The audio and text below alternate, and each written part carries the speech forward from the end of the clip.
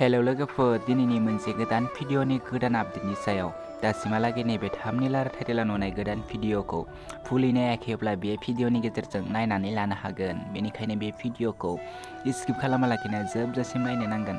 लोगोफोर नोंथांमोना नैबे आंनि एमआइ बर' इउटुब चेनेलाव गोदानब्ला चेनेलखौ साबस्क्राइब खालामनानै गालां आरो भिडिअखौ लाइक शेयार कमेन्ट खालामनानै होदो।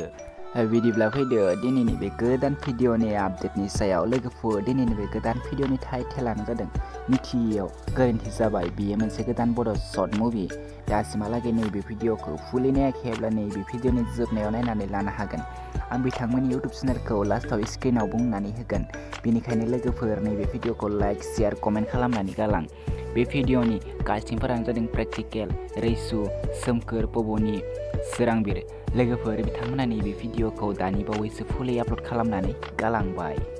आरो नैबे भिडिअनि स्ट'रि आरो स्क्रिप्टआनो जादों पबनि नार्जारि। लोगोफोर बे भिडिअआ जोबोरैनो मोजां जादों। बे भिडिअनि प्रडिउसारानो जादों कबिराज ब्रह्म।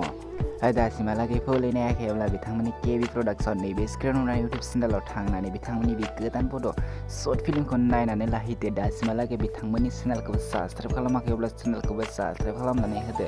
आरो बिथांमोननि बे भिडिअनि लिंकखौ नैबे भिडिअनि डेसक्रिप्सनावबो होनानै दोनगोन। नोंथांमोना डेसक्रिप्सनाव थांनानैबो बे गोदान बर' शर्ट फिल्मखौ नायनानै लाहैनो हागोन।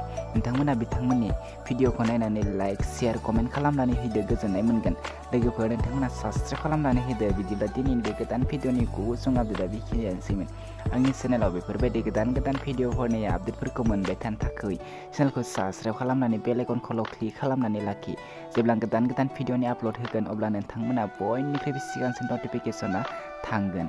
लोगोफोर नोंथांमोनावबो बेफोरबायदि गोदान भिडिअफोरनि आपडेट होनो दङब्ला नोंथांमोना आंखौ कमेन्ट बक्सआव कमेन्ट खालामनो हागोन। आरो आंनि बे भिडिअनि लिंकआव मोनसे वाट्सएप ग्रुपनि लिंकखौ होनानै दोनदों। नोंथांमोना आंनि वाट्सएप ग्रुपआवबो जइन जानो हागोन। बिदिब्ला लोगोफोर नेक्स्ट भिडिअनि आपडेटखौ थाबैनो लाना फैफिनगोन। नैबे भिडिअखौ नोंथांमोननि लोगोफोरनो शेयार खालामनानै होदो।